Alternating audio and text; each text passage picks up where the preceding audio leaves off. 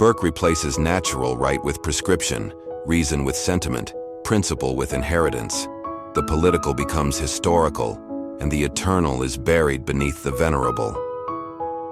Locke's teaching is less radical than Hobbes's, yet more enduring. He moderates fear with reason, liberty with order, and rights with responsibility, but at the price of obscuring the foundations of natural right. Welcome to Bookscape Epic Reads, where we dive deep into the world of popular books, exploring timeless classics and modern bestsellers alike. Join us for in-depth reviews, insightful discussions, reflections. Let roll. Locke's teaching is less radical than Hobbes's, yet more enduring. He moderates fear with reason, liberty with order, and rights with responsibility, but at the price of obscuring the foundations of natural right.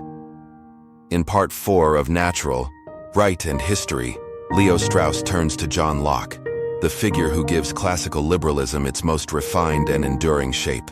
While Hobbes launched the modern break with tradition through a radical reinterpretation of nature and right, it is Locke who domesticates that revolution, crafting a political philosophy that appears moderate, reasonable, and just, while quietly preserving the decisive shift away from classical natural right.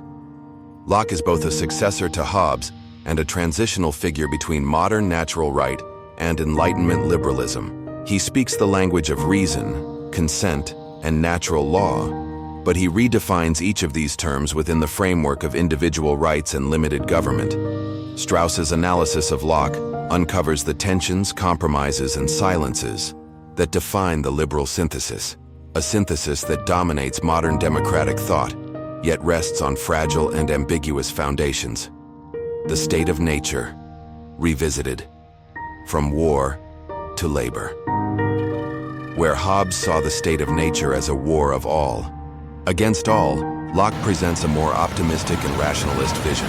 For Locke, the state of nature is governed not by fear, but by natural law, a moral order discoverable by reason, which teaches that all men are equal and ought not to harm one another in their life, health, liberty, or possessions.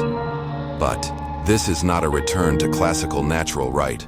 Locke's state of nature is individualistic and contractual, not communal or teleological. It is populated by proprietors, self-possessed individuals endowed with reason and the right to acquire property through their labor. Labor, for Locke, becomes the means by which human beings transform nature and thereby claim ownership over. Property is not a conventional or communal institution, it is a natural extension of the self. This idea of property is central. It is not only land or wealth, but includes one's body, time, and actions.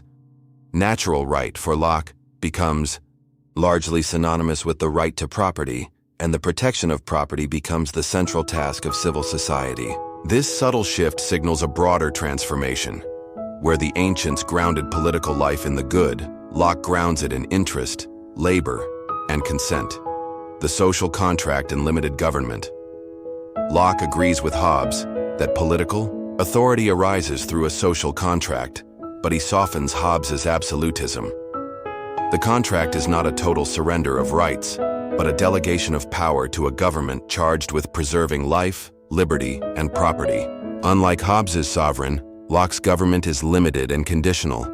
If it betrays its trust, the people have the right to resist or overthrow it. This marks a significant evolution in modern thought. Locke articulates the moral framework for constitutional government, a government based on law, reason, and consent, rather than force or divine right. He envisions separation of powers, the rule of law, and a civil society where religious tolerance and economic freedom allow for peace and prosperity. To modern ears, this sounds eminently reasonable, but Strauss urges us to probe deeper. For Locke, consent becomes the foundation of legitimacy, but Strauss asks, what is the moral basis of consent? If human beings are defined primarily as proprietors, rational calculators of interest, then is the consent they give truly moral or merely pragmatic? Does Locke's emphasis on property and utility come at the cost of a richer conception of the common good, the ambiguities of natural law? Strauss points out that Locke claims to follow natural law, yet he rarely explains what that law actually is. His arguments often assume moral principles without grounding them in a clear vision of nature or the good. Unlike the classical thinkers, who saw natural law as a rational participation in the order of being, Locke secularizes and individualizes it. The natural law becomes a set of self-evident rules that protect individual rights, not a guide to human flourishing. This ambiguity is deliberate. Locke writes in a way that conceals as much as it reveals. His second treatise of government is both a practical handbook for limited government and a philosophical work that hides its radical implications beneath a moderate tone. Strauss, following earlier scholars, notes that Locke was influenced by Epicurean and Hobbesian ideas, but presents them in a way palatable to a Christian and bourgeois audience. Locke speaks of divine law and natural rights, but in practice he builds a framework that serves economic liberalism and secular politics. This allows his philosophy to gain wide acceptance, but it also means that the foundations of his natural right are unstable, more rhetorical than metaphysical, the moderate liberal synthesis. Despite, or because of, these ambiguities, Locke succeeds in building a moderate liberal synthesis that still shapes much of the Western world. He blends moral language with practical concern, theology with rationalism, liberty with order. The result is a philosophy that avoids the extremes of Hobbesian authoritarianism and utopian idealism. It legitimizes constitutional democracy, religious tolerance, free markets, and individual freedom. Yet, as Strauss warns, this moderation may be only surface deep.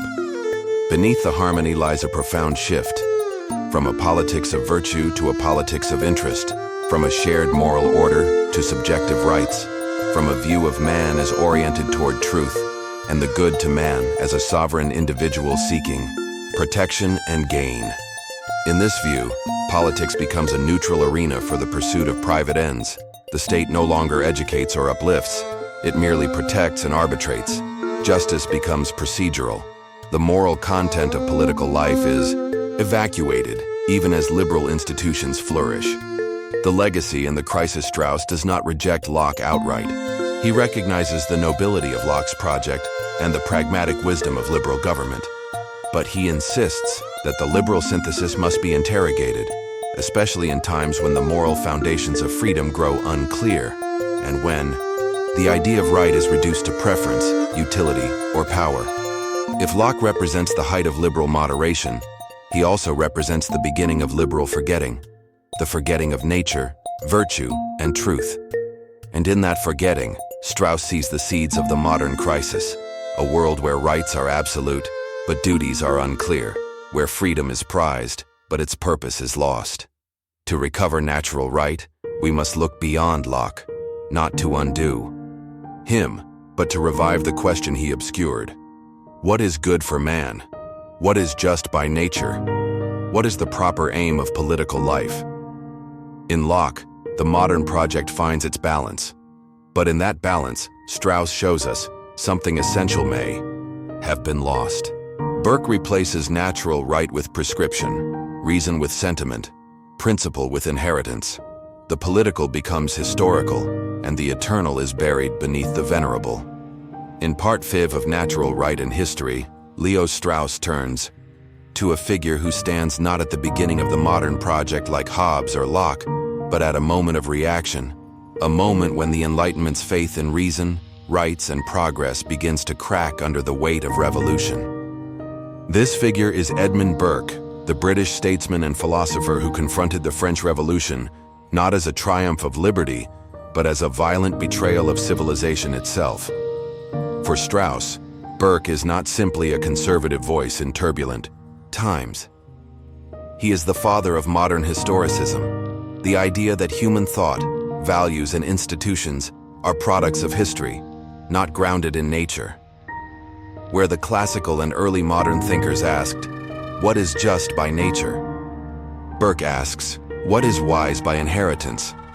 His vision marks a profound departure from natural right and opens the door to a political philosophy rooted not in truth, but in tradition. From natural right to historical consciousness, Strauss emphasizes that Burke's critique of Enlightenment rationalism is not without merit. He sees clearly that abstract principles, unmoored from lived reality, can lead to catastrophe. The French Revolution, in Burke's eyes, was the fruit of philosophers who worshipped reason and despised custom.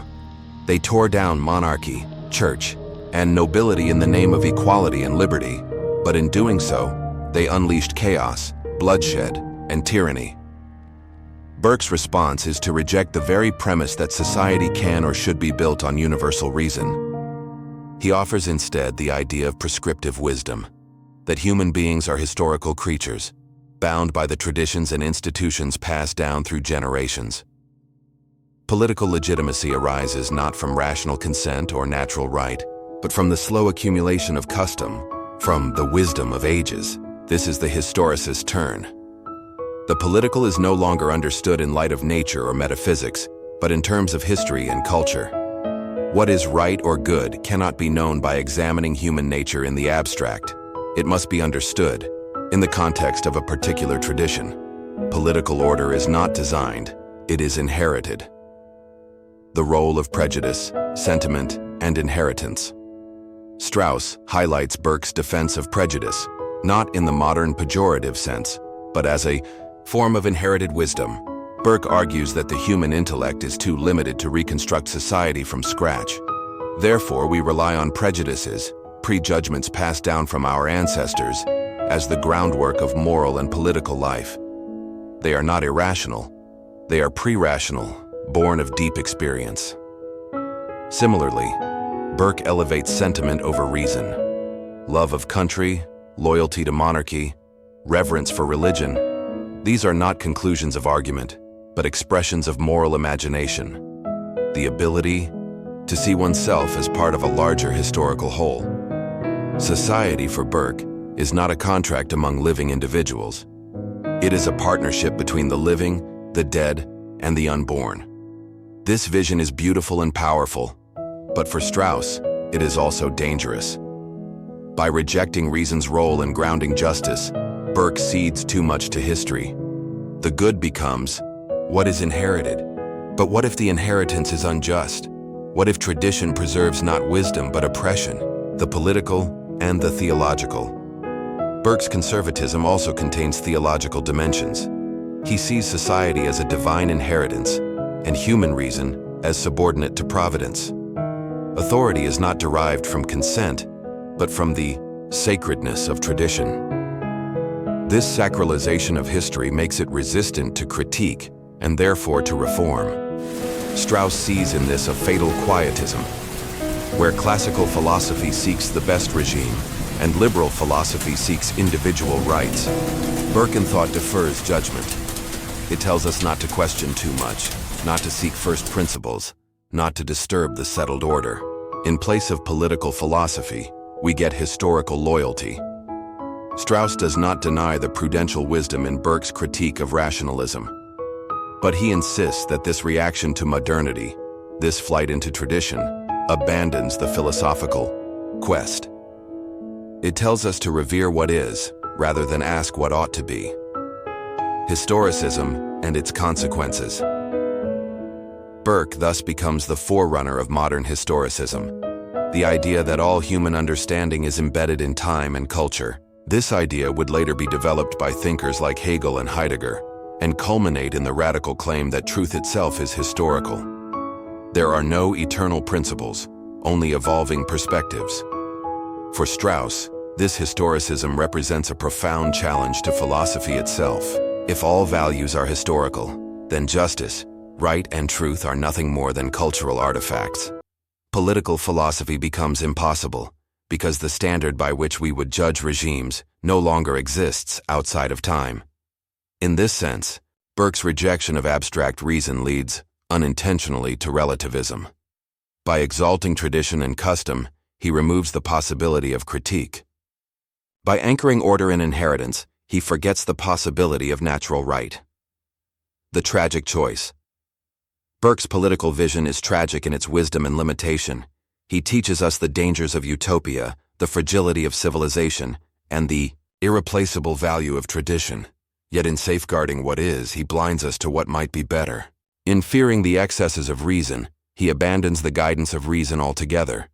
Strauss challenges us to see this clearly, that between the radical rationalism of the Enlightenment and the pious traditionalism of Burke, there is a deeper alternative, classical political philosophy, which seeks neither to invent truth nor to inherit it blindly, but to discover it through reasoned inquiry. Burke offers stability, continuity, and reverence. But Strauss reminds us that without the courage to question our heritage, without a standard by which to judge it, we may end up preserving injustice in the name of wisdom and oppression in the name of order.